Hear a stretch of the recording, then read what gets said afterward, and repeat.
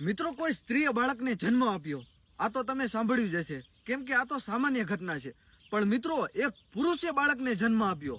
હા, આ કદાચ સાંભળીને તમને અજુગતું લાગશે, પણ મિત્રો આપણા સોરઠમાં એવા ઘણા કિસ્સાઓ થઈ ગયા છે જે અત્યારના કાળા કળિયુગના માનવીને માનવા ન હોય છતાં પણ માનવું પડે છે. એવો જ એક કિસ્સો આ સોરઠમાં થઈ ગયો છે. એક પુરુષે બાળકને જન્મ આપ્યો. તો આજે મિત્રો એ જગ્યાએ તમને હું લઈ જઈ રહ્યો છું.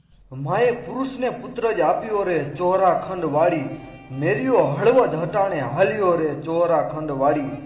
એ ગરબામાંથી આ કથા સૌરાષ્ટ્રના ગામડે ગામડે લોકમુખે ગવાય છે. મિત્રો બુટ ભવાની માતાજીનું નામ આવે એટલે લોકોના મુખે અરણેજ ગામ જ યાદ આવે.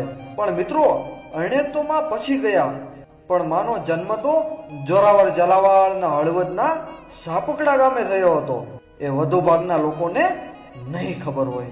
બુટ ભવાની માને માનતા ભક્તોને એકવાર તો જરૂર આ જૂના થડાના દર્શન કરવા માટે આવવું જ જોઈએ.